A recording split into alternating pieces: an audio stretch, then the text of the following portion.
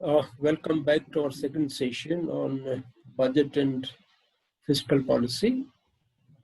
Amit Datta of Z Business, our moderator, will continue the session. Please, Amit, go ahead. Yeah, thank you, sir. Sir, presentation share करने के लिए.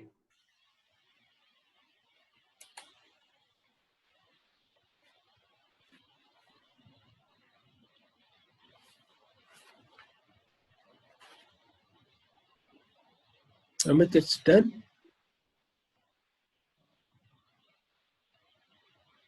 No, sir, couldn't find this. तो वो request भेजनी पड़ेगी ना शायद. Presentation तो ओपन कर दिया मैंने.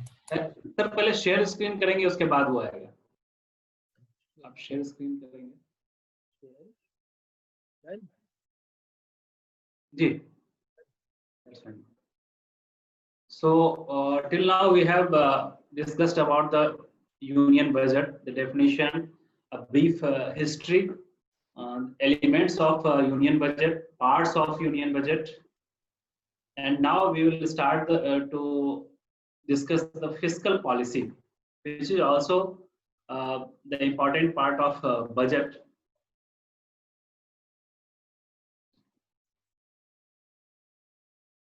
Sir, please accept the request, remote control request. Done. Okay, sir. Thank you.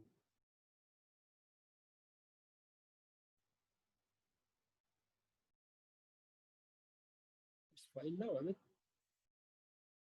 Yeah. So fiscal policy is a policy of public revenue, public expenditure, and allied matters thereof. Means सरकार कोई ऐसी policy बनाती है, the government intervenes in an economy through the instruments of fiscal policy. Fiscal policy ऐसी policy है government की जिसके through वो पब्लिक रेवेन्यू और पब्लिक एक्सपेंडिचर के लिए एक पॉलिसी बनाती है कि कैसे पब्लिक से रेवेन्यू जनरेट किया जाए और कैसे उसको पब्लिक के ऊपर हम स्पेंड करें, उसको लेकर के एक पॉलिसी बनाई जाती है. उसे फिस्कल पॉलिसी कहते हैं. बिल्कुल सिंपल वर्ड में ये है कि पब्लिक से रिलेटेड, पब्लिक से रेवेन्यू जनरेट करने के लिए और पब्लिक के ऊपर स्पेंड करने के लिए रेवेन्यू को जो पॉलिसी बनाई जाती है उसको हम फिस्कल पॉलिसी कहते हैं. ये एक पॉलिसी गवर्नमेंट बनाती है और इसके थ्रू गवर्नमेंट इंटरवीन करती है इकोनॉमी में. तो अगर इकोनॉमी के जो ग्रोथ है उसको बूस्टअप करना हो, इन्फ्लेशन को मैनेज करना हो, बैलेंस करना हो, तो वो फिस्कल पॉलिसी के थ्रू कोशिश की जाती है कि इसको कैसे बैलेंस किया जाए. Now the three important aspects of the fiscal policy we have to discuss here. The first one is objectives, the second one is tools, and third the role of fiscal policy. So we'll discuss the objectives first. Number one objective of fiscal policy is mobilization of resources. Government की जो भी resources होती हैं revenue को लेकर के, उसको कैसे मोबिलाइज किया जाए, उसको कैसे यूज किया जाए पब्लिक के लिए, उससे रिलेटेड जो पॉलिसी होती है वो फिस्कल पॉलिसी में रखी जाती है. उसके बाद जो इनइक्वालिटीज है हमारे देश में, हमारी इकोनॉमी में जो इनइक्वालिटीज है, पुअर और रिच का जो डिफरेंस है, उसको कैसे कम किया जाए, मिनिमाइज किया जाए इनइक्वालिटीज को. जैसे जो पुअरर सेक्शन है उसको कुछ सब्सिडीज दे करके और उनको ऊपर लाया जाए, मेन स्ट्रीम में लाया जाए. रिच पे ज्यादा टैक्सेशन करके और उसका थोड़ा सा पार्ट हम पुअरर सेक्शन पे खर्च करें या उसके डेवलपमेंट पे खर्च करें. तो ये पॉलिसी में एक फ्रेमवर्क बनाया जाता है जिससे कि जो इनइक्वालिटीज हैं, सोशल इनइक्वालिटीज हैं, जो इकोनॉमिक इनइक्वालिटीज हैं, उसको मिनिमाइज करने की कोशिश की जाती है फिस्कल पॉलिसी. फिस्कल पॉलिसी बनाने का ये भी एक मकसद होता है. इकोनॉमिक ग्रोथ को तेज किया जाए, इकोनॉमिक प्रोजेक्ट्स, कौन कौन से नए प्रोजेक्ट्स लाए जाएं, उसको कैसे इकोनॉमिक डेवलपमेंट को हम रफ्तार उसकी तेज करें. That's also included in this fiscal policy. Employment opportunities बढ़ाई जानी चाहिए देश में, उसको लेकर के एक पॉलिसी बनाई जाती है कि हम कैसे एम्प्लॉयमेंट जनरेशन का काम कैसे कर सकते हैं, वो भी फिस्कल पॉलिसी में आता है. उसके बाद एक जो इम्पोर्टेंट काम है फिस्कल पॉलिसी का, हमने आरबीआई में डिस्कस किया था कि इन्फ्लेशन को कंट्रोल करना मेनली आरबीआई का काम है, लेकिन गवर्नमेंट एक टारगेट तय करती है इन्फ्लेशन का प्रेशर कैसे कम किया जाए। इन्फ्लेशन और डिफ्लेशन दोनों, इन्फ्लेशन मतलब प्राइस राइज और डिफ्लेशन मतलब प्राइस इतना ज्यादा रिड्यूस हो जाना कि इकोनॉमी मंदी की तरफ चला जाए, वो डिफ्लेशनरी प्रेशर कहते हैं, डिफ्लेशनरी टेंडेंसीज कहते हैं। तो बेसिकली जो 5 ऑब्जेक्टिव्स हैं, नंबर 1 मोबिलाइजेशन ऑफ रिसोर्सेज, जो फंड आती है गवर्नमेंट के पास, जो रेवेन्यूज आती हैं वो कहाँ कैसे खर्च होगा। नंबर 2 इज जो इनइक्वालिटीज है, सोशल इक्वालिटीज, इकोनॉमिक इनइक्वालिटीज, उसको मिनिमाइज करना। नंबर 3 इकोनॉमिक ग्रोथ रेट को बढ़ाना। Number 4 employment generation and number 5 inflation और डिफ्लेशन का के बीच का बैलेंस जो है वो खत्म करना, ना इन्फ्लेशन वाली सिचुएशन रहे ना डिफ्लेशन वाली सिचुएशन रहे। इंडिया जैसी फास्टेस्ट ग्रोइंग इकोनॉमी में 4 से 5% की इन्फ्लेशन रेट वो माना जाता है कि ये एक बैलेंस्ड रेट है, तो उसको मेंटेन करके रखना ये ऑब्जेक्टिव होता है फिस्कल पॉलिसी का। ये 5 ऑब्जेक्टिव्स हैं फिस्कल पॉलिसी के। अब ये फिस्कल पॉलिसी के टूल्स क्या है, गवर्नमेंट कैसे फिस्कल पॉलिसी बनाती है, उसको कैसे यूज करती है। तो 3 तरह के टूल्स होते हैं। Number 1 is public revenue, number 2 is public expenditure and number 3 is public debt. इन तीनों पर आगे थोड़ा सा और हम इलेबोरेट करके पढ़ेंगे, लेकिन यहाँ पे मैं शॉर्ट में बताता हूँ कि पब्लिक से जो रेवेन्यू कलेक्ट करती है गवर्नमेंट टैक्स और नॉन टैक्स रेवेन्यू के थ्रू, उसको पब्लिक रेवेन्यू कहते हैं। पब्लिक पे जो वेरियस स्कीम्स और सब्सिडीज के थ्रू खर्च करती है सरकार, या पब्लिक के लिए जो प्रोजेक्ट्स बनाए जाते हैं, डेवलपमेंट प्रोजेक्ट, इंफ्रास्ट्रक्चर प्रोजेक्ट, उसको पब्लिक एक्सपेंडिचर कहते हैं, जिस पे सरकार खर्च करती है। और नंबर 3 पब्लिक डेट, सरकार जो पैसे जुटाती है बॉन्ड मार्केट से, बोरोइंग करती है उससे रिलेटेड। और दूसरा जो लोन और एडवांसेस पे करती है सरकार, उससे रिलेटेड ये तीनों चीजें होती है, पब्लिक रेवेन्यू, पब्लिक एक्सपेंडिचर और पब्लिक डेट। इन तीनों में हम थोड़ा आगे के स्लाइड में डिटेल में बात करेंगे। ये टूल्स हैं फिस्कल पॉलिसी के। ये 3 टूल्स के थ्रू गवर्नमेंट अपनी जो 5 ऑब्जेक्टिव्स हैं उसको पूरा करती है। फिस्कल पॉलिसी क्यों बनाई जाती है, इसका क्या फायदा मिलता है। तो एक तो चूंकि हम डेमोक्रेटिक हमारा सेटअप है, डेमोक्रेसी है इंडिया, लार्जेस्ट डेमोक्रेसी, तो पब्लिक सर्विस प्रोवाइड करने के लिए हमें जरूरत होती है, रेवेन्यू की जरूरत होती है, और उस रेवेन्यू को स्पेंड करना पड़ता है पब्लिक सर्विसेज पे। तो पहला जो रोल है वो है पहला काम। उसके बाद रिसोर्स एलोकेशन, कि हर चीज पे, अगर हमारे देश में हेल्थ पे सबसे ज्यादा जरूरत है खर्च करने की, उस पे ज्यादा एलोकेशन होना है। एजुकेशन पे उससे थोड़ा सा कम हो सकता है तो चलेगा। उसके अलावा कई और चीजें हैं जिसपे एलोकेशन जितनी जरूरत हो उस हिसाब से गवर्नमेंट तय करती है कि हमारे पास जो रेवेन्यू का सोर्स है उसका एलोकेशन कितना होना चाहिए। तो फिस्कल पॉलिसी उसको गाइड करती है कि गवर्नमेंट क्या चाहती है। गवर्नमेंट क्या चाहती है, डिफेंस पे कितना खर्च होना चाहिए, एजुकेशन पे कितना खर्च होना चाहिए, या फिर हेल्थ पे कितना खर्च होना चाहिए। तो ये रिसोर्स एलोकेशन को ये पॉलिसी गाइड करती है। पूरा सेक्शन जैसे हमने ऑब्जेक्टिव में भी पढ़ा कि ये इनइक्वालिटीज को मिनिमाइज करने के लिए बनाई जाती है। तो यहाँ पे तीसरा रोल इसका वही होता है कि पूरा सेक्शन को बेनिफिट हो, जो गरीब है उनको फायदा मिले सरकार की स्कीम का, सरकार की सब्सिडी का, सरकार के जो प्रोजेक्ट्स हैं उनका फायदा गरीबों को मिले। तो उसके लिए ये फिस्कल पॉलिसी में खास ध्यान रखा जाता है। उसके बाद इकोनॉमिक स्टेबिलिटी, मतलब growth rate, inflation, interest rate, ये 3 चीजें मेंटेन रहे, साथ में एम्प्लॉयमेंट बना हुआ रहे। तो उस स्टेबिलिटी को रखने के लिए, बनाए रखने के लिए फिस्कल पॉलिसी जो है टूल के तरह इस्तेमाल किया जाता है। इसका एक रोल होता है फिस्कल पॉलिसी का। इसमें सोशल जस्टिस, ये भी हुआ है ना कि एक ये भी हुआ है कि जो न्यू लिबरल इकोनॉमिक मॉडल आया है, इसमें वर्ल्ड बैंक या इंटरनेशनल मॉनेटरी फंड के जो प्रेशर्स रहे हैं स्ट्रक्चर चेंजेस के, उसमें उनका एक मेजर डिमांड ये भी रही है कि जो सब्सिडीज हैं या गवर्नमेंट के जो सोशल सेक्टर में गवर्नमेंट जितने रिसोर्सेज लगाती है उसको जो है कम किया जाए, मतलब इकोनॉमी में गवर्नमेंट का रोल मिनिमाइज किया जाए और प्राइवेट सेक्टर का रोल को मैक्सिमाइज किया जाए। लेकिन अभी रिसेंटली वो ट्रेंड डेवलप हो रहा है कोरोना के बाद कि जो new liberal model of development है उसमें थोड़ा क्राइसिस आ रहा है, और हमारे देश में स्वदेशी की बात मतलब चलने लगी है। तो अब थोड़ा सा एक रिट्रीट हो रहा है कि सोशल सेक्टर से गवर्नमेंट का विड्रॉवल को क्वेश्चन किया जा रहा है। थोड़ा इस बीच में ये भी हुआ कि जैसे एजुकेशन है, हेल्थ केयर है, तो उसको लेके जो स्ट्रक्चरल चेंजेस की डिमांड रही है शुरू से ही IMF के, वर्ल्ड बैंक की, कि आप जो है गवर्नमेंट को बहुत ज्यादा पैसा इन सेक्टर्स पे खर्च मत करिए। हामिद प्लीज करो। इस पे सर थोड़ा सा मैं ऐड करना चाहूंगा कि जब इस पे बात हो रही थी कनेक्ट करने की सोशल इससे, तो कॉर्पोरेट सोशल रिस्पॉन्सिबिलिटी CSR करके एक गवर्नमेंट लेकर के आई है। वो कॉर्पोरेट को अपने प्रॉफिट का एक सर्टेन पार्ट जो है वो सोशल कॉज के लिए खर्च करना होता है।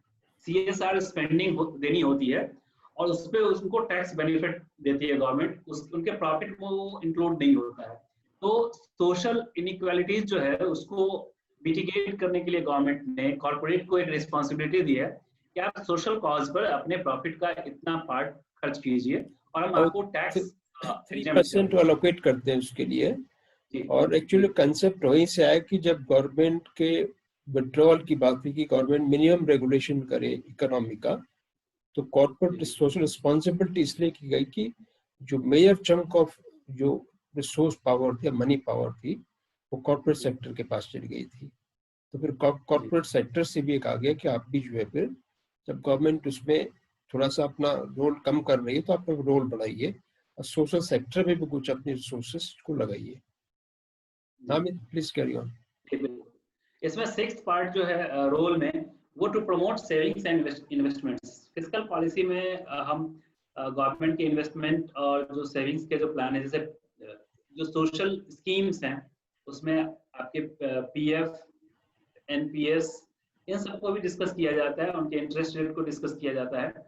तो फिस्कल पॉलिसी का एक पार्ट ये भी है कि गवर्नमेंट सेविंग्स और इन्वेस्टमेंट को कैसे बढ़ावा देना चाहती है, फ्यूचर में इसको कैसे देखना चाहती है, तो वो फिस्कल पॉलिसी में ये होता है। तो 3 पार्ट हो गए फिस्कल पॉलिसी के, हमने डिस्कस किए, ऑब्जेक्टिव्स, टूल्स और रोल। रोल में कुछ जो ऑब्जेक्टिव्स हैं वो रोल में वो पॉइंट्स रेप्लिकेट हो रहे हैं कि जो ऑब्जेक्टिव्स हैं उसी के लिए इसको बनाया जाता है पॉलिसी को, और वही रोल इसका होता है फिस्कल पॉलिसी का इकोनॉमी में। तो इसमें क्लियर है, कोई डाउट कीर्ति? No sir.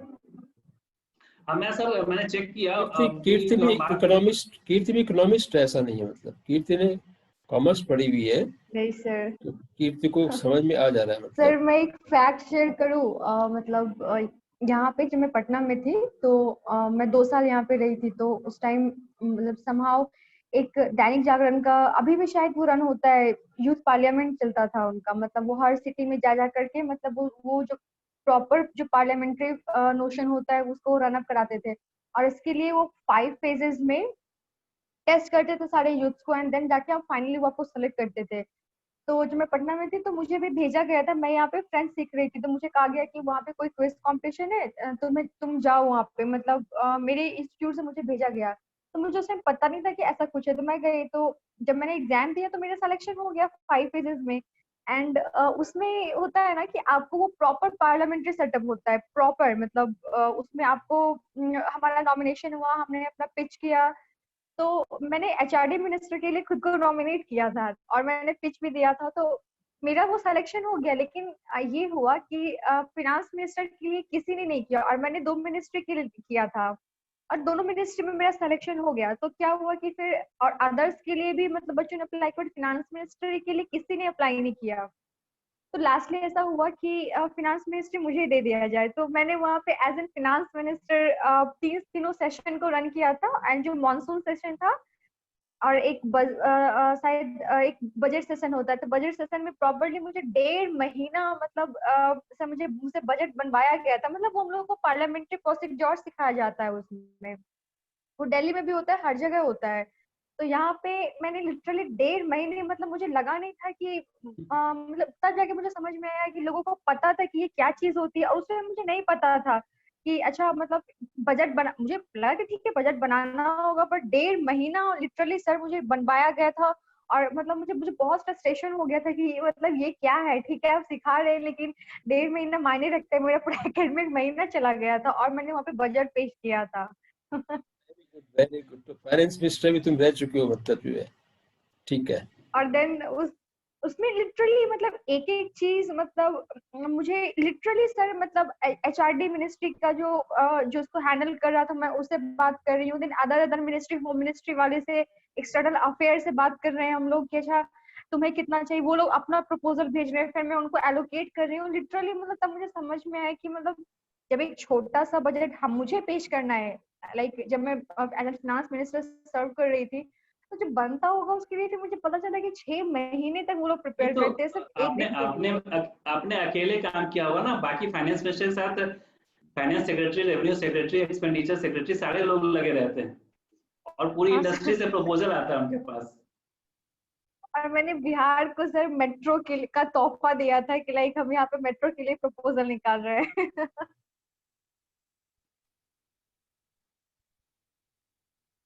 तो आगे थोड़ा सा और बढ़ते बात कर सर। ले फिस्कल पॉलिसी पे। जो 3 चीजें यस सर। हमें टूल में हमें समझना है वो समझ लेते हैं। शुरू करें सर? Carry on. या सो द जो 3 टूल्स हमने देखे थे लास्ट स्लाइड में, पब्लिक रेवेन्यू, पब्लिक एक्सपेंडिचर और पब्लिक डेट, तो उन पे अब थोड़ा सा डिस्कस कर लेते हैं। पब्लिक रेवेन्यू में गवर्नमेंट के पास जो फंड्स आते हैं, जो ऑब्वियसली पब्लिक से ही गवर्नमेंट के पास ज्यादा फंड जाता है, तो उसको गवर्नमेंट कैसे फाइनेंस करती है किसी एक्टिविटीज को लेकर के, वो उससे रिलेटेड पब्लिक रेवेन्यू में हम चर्चा करेंगे। और सोर्स जो है गवर्नमेंट का इस पब्लिक रेवेन्यू का, वो टैक्स, कुछ फीस होती है गवर्नमेंट की, फाइन और पेनल्टीज जो हम लोग या सिटीजन से लिया जाता है, स्पेशल असेसमेंट होते हैं उसमें, और जो स्टेट इंटरप्राइजेस है मतलब सरकारी कंपनीज हैं, जैसे आपने सुना होगा कोल इंडिया, ONGC, सेल, भेल, गेल, ये सारी जो कंपनीज हैं, इनके प्रॉफिट का एक पोर्शन गवर्नमेंट लेती है डिविडेंड के तौर पे। डिविडेंड मतलब उसको हिंदी में कहें तो पार्ट ऑफ, उसको अगर शॉर्ट में कहें तो पार्ट ऑफ प्रॉफिट। तो वो डिविडेंड गवर्नमेंट लेती है इन सबसे, तो वो गवर्नमेंट का रेवेन्यू का पार्ट हुआ। Number 1 tax, direct tax, indirect tax जो कि पब्लिक से जाती है। उसके अलावा जो कुछ फीस हम लोग भरते हैं गवर्नमेंट के कुछ चीजों को लेने के लिए, वो गवर्नमेंट का सोर्स ऑफ इनकम हुआ। उसके अलावा फाइन्स एंड पेनल्टीज जो कोई गलती करने पे, देरी होने पे हम लोग भरते हैं, वो गवर्नमेंट का सोर्स हुआ फंडिंग का, रेवेन्यू का। फिर से जो सरकारी कंपनीज हैं उनमें जो प्रॉफिट होता है उसका एक पार्ट सरकार लेती है, तो वो भी एक सोर्स है पब्लिक रेवेन्यू का। तो सरकार की पूरी रेवेन्यू इनकम, पब्लिक रेवेन्यू, ये यहीं से आती है। Tax, fees and penalties, special assessment and profit of state enterprises. Profit की जगह इसको हम डिविडेंड ऑफ स्टेट एंटरप्राइजेस कह सकते हैं। Dividend from PSU companies. Dividend is part of profit. Dividend में जितना सरकार को पैसा मिलता है, सरकार का अगर 100 शेयर है किसी कंपनी में और मेरा भी 100 शेयर है एज एन इंडिविजुअल, तो मेरे और डिविडेंड में कोई फर्क नहीं होगा, मेरे और सरकार के डिविडेंड में कोई फर्क नहीं होगा। कंपनी सेल, गेल, भेल जो भी हैं, ONGC, कोल इंडिया टाइप, वो जितना मुझे पे करेंगे 100 शेयर के लिए डिविडेंड, उतना ही गवर्नमेंट को भी पे करेंगे। लेकिन ये बड़ा सोर्स होता है गवर्नमेंट के रेवेन्यू का। अगर लॉस मेकिंग PSUs हैं, लॉस मेकिंग गवर्नमेंट कंपनीज हैं, तो फिर गवर्नमेंट को ये इनकम नहीं होती है। को देना पड़ेगा पब्लिक गवर्नमेंट को देना पड़ेगा उनको ना, गवर्नमेंट को, हाँ गवर्नमेंट को इन्फ्यूजन करना पड़ता है, वहाँ पे फाइनेंस इन्फ्यूजन करना पड़ता है उसको चलाए रखने के लिए। जैसे अभी आपने सुना होगा ITI एक पुरानी टेलीफोन इक्विपमेंट बनाने वाली कंपनी, बरेली में जिसका राय बरेली में उसका प्लांट है, और बेंगलोर में भी है ITI का प्लांट, तो वो बंद हो चुका है। उसके एम्प्लॉइज अब भी रोल पे हैं, उनको सैलरी मिलती है। वो सिर्फ PSUs में आता है, सरकार के बीमार कंपनीज में आता है। गवर्नमेंट उसमें फंड इन्फ्यूज करती है, हर साल कुछ बजट एलोकेट होता है, क्या तो सिर्फ उसकी सैलरी देने के लिए। गवर्नमेंट को वहां से कोई इनकम नहीं हो पा रही है। तो ऐसा कहा जा रहा है कि उसको बेच दिया जाए या फिर उसको डिसमेंटल कर दिया जाए, उसके एम्प्लॉइज को या तो दूसरी जगह सेट कर दिया जाए। बहुत सारे एम्प्लॉइज ने तो VRS ले लिया है, लेकिन कुछ को लगता है कि VRS लेने का कोई फायदा नहीं, तो अब भी बने हुए। वही हाल अब BSNL MTNL का भी हो रहा है, वहां भी इसी तरह से लॉस मेकिंग, इतना ज्यादा कंपटीशन है, सरकार ने शुरू में ध्यान नहीं दिया इन टेलीकॉम कंपनीज पे, जब कंपटीशन बढ़ा और कंपटीशन ने इन सबको खत्म कर दिया BSNL MTNL को, तो वहां भी अब सेम सिचुएशन है, गवर्नमेंट को वहां से अब कोई आमदनी हो ही नहीं रही है BSNL MTNL को लेकर। तो ये है पब्लिक रेवेन्यू के सोर्स। उसके अलावा पब्लिक एक्सपेंडिचर, सरकार चलाने के लिए law and order, public administration, police, army, defence या गवर्नमेंट की जितनी एक्टिविटीज होती हैं उनको चलाने के लिए सरकार जो स्पेंड करती है, जो खर्चे होते हैं, उसको हम पब्लिक एक्सपेंडिचर कहते हैं। हमारी सर्विस के लिए, पब्लिक सर्विस में जितने भी एजेंसीज लगी हुई हैं, गवर्नमेंट की एजेंसीज लगी हुई हैं, उनको चलाने के लिए, उनके मेंटेनेंस के लिए जो खर्च होता है वो पब्लिक एक्सपेंडिचर में आता है।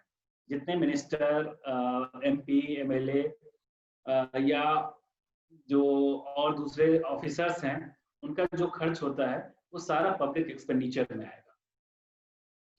Third one is public debt.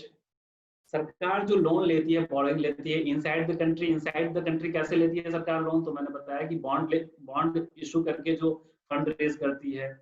उसके अलावा दूसरा जो देश के बाहर से जो लोन लेती है, IMF, वर्ल्ड बैंक से, उन दोनों को मिला करके जो लोन होता है, दोनों को इकट्ठे हम पब्लिक डेट बोलते हैं। गवर्नमेंट के बोरिंग प्लान को हम लोग पब्लिक डेट बोलते हैं। पब्लिक सर्विस में यूटिलाइज करने के लिए गवर्नमेंट जो लोन लेती है, जो डेट लेती है, उसको हम पब्लिक डेट कहते हैं। पब्लिक रेवेन्यू, पब्लिक से जो रेवेन्यू आता है सरकार को, टैक्स और बाकी दूसरे सोर्स के जरिए, उसको पब्लिक रेवेन्यू। पब्लिक पर जो खर्च करती है गवर्नमेंट, पब्लिक सर्विस के लिए जो एक्सपेंडिचर करती है वो पब्लिक एक्सपेंडिचर। और पब्लिक के डेवलपमेंट के लिए, मेंटेनेंस के लिए विदेश से या देश के इंटरनल सोर्सेस से जो लोन लेती है या डेट लेती है, वो पब्लिक डेट हुआ। तो ये तीनों पार्ट, ये तीनों टूल्स हैं फिस्कल पॉलिसी के। इसी पे हमारी पूरा फिस्कल सेटअप चलता है और इसी के हिसाब से फिस्कल पॉलिसी बनाई जाती है, जिससे हम जो ऑब्जेक्टिव्स मैंने 5 बताया कि जो गवर्नमेंट का काम है फिस्कल पॉलिसी बनाने का, जो ऑब्जेक्टिव है वो इसी से पूरा हो। तो ये फिस्कल पॉलिसी है, जितना हम लोगों के लिए जानना जरूरी है। वैसे तो डीप में जाएंगे तो डीप में पढ़ना, इन डेप्थ स्टडी करना वो इकोनॉमिक्स में चला जाएगा, लेकिन एज ए जर्नलिस्ट हम लोगों के लिए इतना जानना जरूरी है। और मतलब ये ज्यादा हो गया, मैंने भी जो बताया वो ज्यादा हुआ, क्योंकि इसमें लोगों का इंटरेस्ट रहता है और इतना हमें समझना चाहिए ताकि जरूरत पड़ने पे हमें इसको इस्तेमाल करना आना चाहिए। ठीक है कीर्ति, यूट्यूब के कुछ वीडियोस भी मैंने शेयर किए इन लोगों से फिस्कल पॉलिसी को लेकर के। ठीक थे, but some of them were good videos. I hope you have watched these videos. जी, आजकल तो सब इंटरनेट है तो अच्छा, सबके पास है सोर्स, कहीं भी कोई पता कर सकता है, देख सकते हैं, पढ़ सकते हैं। सर मुझे लगता है कि अगर जैसे कि अभी जिसका ये बैकग्राउंड नहीं, जिस तरीके से अभी आपने सारा पढ़ाया है, मतलब पिछले कुछ क्लासेस में, तो अगर इतनी भी बेसिक जानकारी किसी को दी जाए और अगर वो पेपर को रोज पढ़ रहा हो, मतलब अगर वो इकोनॉमिक टाइम्स या फिर जो नॉर्मल किसी भी पेपर का जो इकोनॉमिक पेज आता है, इकोनॉमी पेज आता है, अगर वो उसको पढ़े, क्योंकि मैं पेपर हमेशा पढ़ती हूँ, तो मुझे लगता है कि मतलब उस मोर देन सफिशिएंट होता है, मतलब समझने के लिए। कुछ टर्म्स होती हैं जो बहुत जागरण होती है, बहुत टफ होता है, तो हमको कभी गूगल करने पे समझ में आता है, कभी नहीं भी आता समझ ऑनेस्टली, बट इतना मुझे लगता है समझने के बाद पेपर पढ़ने से मतलब बहुत अच्छा प्रैक्टिस हो सकता है, ज्यादा जरूरत भी नहीं होती है। कीर्त, ऐसा है कि हम लोग की कोशिश लगातार यही रहती है कि जब हम लोग इंडस्ट्री से जो है अमित जैसे सीनियर प्रोफेसर्स को बुलाते हैं, तो उम्मीदें करते हैं कि स्टूडेंट्स जो है वो प्रिपेयर्ड होके आए, ताकि इंटरेक्टिव सेशन हो और क्वेश्चंस पूछे जाए कि एक टीवी चैनल कैसे वर्क करता है, इस सिचुएशन में कैसे रिएक्ट करता है। लेकिन अनफॉर्चुनेटली एक तो स्टूडेंट्स के पास नेटवर्क की प्रॉब्लम हो रही है, सारे स्टूडेंट ज्वाइन नहीं कर पाते हैं, तो इसलिए जो हम लोग एग्जैक्टली चाह रहे थे, लेकिन जो भी होता है उसमें एक ही जो सेशन हम लोग रखते हैं, अगर पहले उसमें थोड़ा सा तुम लोग पढ़ के आ जाओ, क्योंकि पब्लिक डोमेन में बहुत कुछ चीजें हैं। यूट्यूब में ही मैंने कई वीडियोस तुम लोगों से शेयर किए हैं जो कि फिस्कल पॉलिसी पर रहे, ग्लोबलाइजेशन पर रहे, इकोनॉमिक रिफॉर्म्स पर रहे, कंट्रोल्ड इकोनॉमी, मिक्स इकोनॉमी। तो अगर थोड़ा सा पहले से प्रिपेयर्ड होकर अगर आए स्टूडेंट्स, तो सेशन को ज़्यादा इंटरेक्टिव और फिर ज्यादा इनरिचिंग हम लोग उसको बना सकते हैं। तो अमित, आज का सेशन खत्म हो गया ना? जी सर। कोई बचा है? तो मैं नहीं, एक खत्म खत्म एक चीज सर आपने पूछी थी, जो डिफेंस पे कितने बजट का कितना पार्ट जो है, कितने परसेंटेज बजट डिफेंस पे जाता है, तो मैं भी देख रहा था 15.5% है 15.5% बजट में। का। 15.5, 15.5% खर्च होता है, और 15.5% जो है वो हमारी टोटल जीडीपी का लगभग 2% है, जो हमारी जीडीपी होती है। जीडीपी का 2% है।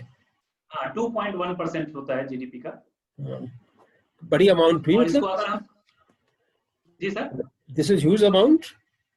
Yes, huge amount. अगर एब्सोल्यूट टर्म में बोले तो FY21 के लिए जो एलोकेशन है वो 4,71,000 करोड़, कितना? 5 लाख करोड़ का डिफेंस बजट। 4 लाख इंडिया का कितना है? 4.71 लाख करोड़, मतलब 5 लाख करोड़ का बजट होता है इंडिया का इस साल का डिफेंस बजट।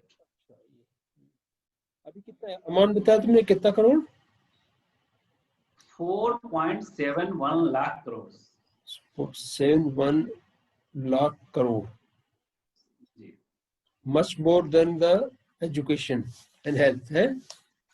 जी सर, ये जो न्यू एजुकेशन पॉलिसी आई है उसमें तो ऐसा कहा गया है कि मतलब लाइक जो उनका एस्टिमेशन है कि वो कम से शेयर कम स्क्रीन जीडीपी खत्म का कर दे, थोड़ा रिव्यू कर 3%। लेते हैं अमित।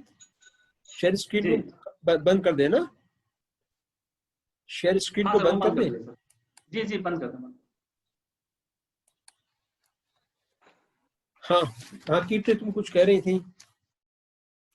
सर, कीर्ति, लाइक जो 2.1% जीडीपी का टोटल अमाउंट इन्वेस्ट किया जा रहा है, खर्च किया जा रहा है हमारे डिफेंस सेक्टर पे, तो आपने कहा कि मतलब ये हेल्थ एंड एजुकेशन से भी ज्यादा है, तो फिलहाल के लिए ज्यादा है, लेकिन जो ये न्यू एजुकेशन पॉलिसी आई है उसमें ऐसा कहा गया था कि 3% ऑफ द जीडीपी वो एजुकेशन पे खर्च करेंगे। बट अभी तक तो ये प्रपोजल बहुत साल से है, मतलब ये हमेशा से करना चाह रहे हैं, बट अभी तक तो ऐसा कुछ आया नहीं है। तो बट अगर आता है तो क्या होगा?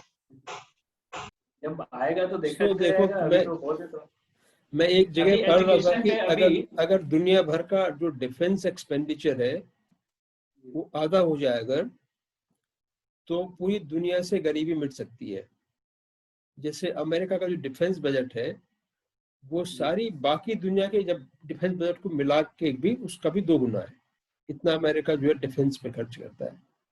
तो दुनिया में आर्मेड इंडस्ट्री बहुत बड़ी इंडस्ट्री है, और हमारी भी सिक्योरिटी कंसर्न्स हैं, चाइना के साथ प्रॉब्लम्स हैं, पाकिस्तान प्रॉब्लम्स है। डिफेंस का एक्सपेंडिचर बढ़ना स्वाभाविक भी है, लेकिन अब ये एक ग्लोबल फिनोमिनन भी है कि डिफेंस पे जितना खर्चा होता है पूरी दुनिया में, वो बहुत बड़ा रिसोर्स एलोकेशन वहां चला जाता है डिफेंस के लिए।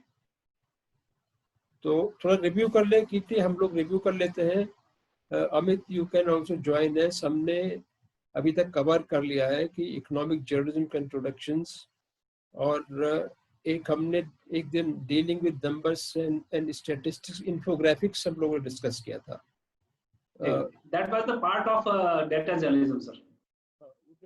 हम लोग बाद में डिटेल में टेकअप करेंगे। Then we have extensively covered Indian model of development, planning and neoliberal reforms. We have also very extensively discussed the different kind of economic systems: mixed economy, controlled economy, free market economy, economic reforms and neoliberal economy, then new global economic scenario after the end of the Cold War. That all we have covered. I think money, inflation, banking system and RBI we have covered by and large today. है ना Amit? Money, inflation, banking system, role of RBI. No sir, in last session we had discussed about the banking system and role of RBI. अच्छा, today we were reporting this one. So money and inflation, we can have a separate session on that. Yes, if अगर syllabus में है we can do that. It's part of syllabus. मुझे क्या लग रहा है ना कि मनी एंड इन्फ्लेशन है, तो मतलब उस पर सेपरेट सेशन ना भी करें, क्योंकि अभी तो आपने उतना हमको पढ़ा दिया है। मतलब लाइक अगर आप करना चाहे तो आप कर सकते हैं। आरबीआई में इन्फ्लेशन और फाइनेंशियल मार्केट में मनी, ये तो हम हाँ, बात कर, बैंकिंग सिस्टम बात कर चुके हैं। हाँ बात कर चुके हैं, तो मनी और इन्फ्लेशन से दोनों कवर लगभग हो चुका है। कवर्ड हो चुका है RBI में हमने मॉनेटरी पॉलिसी में हमने सर मॉनेटरी पॉलिसी में हमने काफी कवर हो inflation- चुका था। जी, लिक्विडिटी जी, जी। कितनी होती है, सर, मनी सप्लाई कैसी होती है, मॉनेटरी Yes, पॉलिसी yes, कितनी yes. होती है। इन्फ्लेशन कैसे कंट्रोल होता है, इन्फ्लेशन डिफ्लेशन आपने हाँ। कर लिया है। सर मॉड्यूल होगा। 1 में हमारा एक dealing with number and statistics एक बचा हुआ है पोर्शन, तो वो तो डेटा जर्नलिज्म में चला जाएगा। डेटा जर्नलिज्म में चला जाएगा। जीडीपी वी हैव एक कवर्ड, आई टॉपिक होप यहाँ सो। पे, यस सर, हमारा मॉड्यूल 2 में सिर्फ एक टॉपिक बचा हुआ है, दैट इज कंज्यूमर राइट्स। बाकी सारा हो That चुका will है cover मॉड्यूल that. 2 में। That is consumer rights. सिर्फ So एक I कंज्यूमर will राइट बचा discuss है। that with yes Amit, sir. and we will do that. Yeah. Amit, I think थोड़ा Sir, micro and macro economics पे थोड़ा session किया जाए extensively, because I think this is important subject. Macro तो सब कर चुके हैं ना, मैक्रो हो चुका है, माइक्रो पे चाहिए जिसमें डिमांड सप्लाई और वो सब बातें होती हैं। तो एक माइक्रो पे एक सेशन मुझे लगता है करना चाहिए। What do you say? कर सकते हैं सर माइक्रो पे। माइक्रो की वैसे sir as a journalist practitioner बहुत ज्यादा जरूरत होती नहीं है। अच्छा ठीक है, ठीक है। मतलब रियल फील्ड में वो सिर्फ इकोनॉमिक्स है, बताने को मैं बता दूंगा। उसमें क्या होगा सर कि जब तक स्टूडेंट का अपना इंटरेस्ट नहीं होगा ना, तो मैं उसमें थ्योरी ही सिर्फ बताना है, उसमें लेक्चर है, उसमें कोई प्रैक्टिकल से उसको कनेक्ट नहीं कर सकते। सर मुझे लगता है कि माइक्रो और मैक्रो इकोनॉमी में छोड़ देना चाहिए, क्योंकि हम लोग स्टार्टिंग के क्लासेस में जो थर्ड फोर्थ क्लासेस था उसमें आपने उतना डिस्कस किया था, लाइक डिमांड हाँ, कर्व, डिमांड सप्लाई। मैक्रो बहुत हद तक हमने कर दिया था। हाँ, मैक्रो पे तो एक क्लास अलग से ली थी ना। हाँ, तो मुझे लगता है वो हो अलग चुका से है, थी, हमें सिर्फ। और जीडीपी हाँ भी हम सर, लोगों ने कवर कर लिया था। जीडीपी जीएनपी वगैरह भी हम yes, लोगों ने sir. कवर कर दिया था। जी, जी। बजट एंड फिस्कल पॉलिसी तो आज हम लोगों ने देख लिया है। सर मॉड्यूल 3 तक हमारा कंप्लीट हो चुका है पूरा का पूरा, सिर्फ अच्छा। उसमें एक हमें कंज्यूमर राइट्स पढ़ना है, that's it. Modules 1 2 3 modules you are talking module about. तक, हाँ, yes sir, like we have completed till 3 modules and there is only 2 topics left between these 3 modules, that is the consumer rights. 4 on module 5 will be in the next term, but लेकिन Yes, keep sir. thinking number of issues are interlinked, है ना। जैसे एक topic शुरू में ही तुम्हारा था कि dealing with what is that, dealing with number and statistics, that is part of the module 1, but rationally it should be part of the module 5, है ना। तो कुछ चीजों को we will change the sequencing. It should be studied with data journalism, na? Of course, with data journalism, हाँ. So by and large we have covered them. So I will discuss with Amit tomorrow in the morning by phone, and let's see we can reinforce some of these inputs.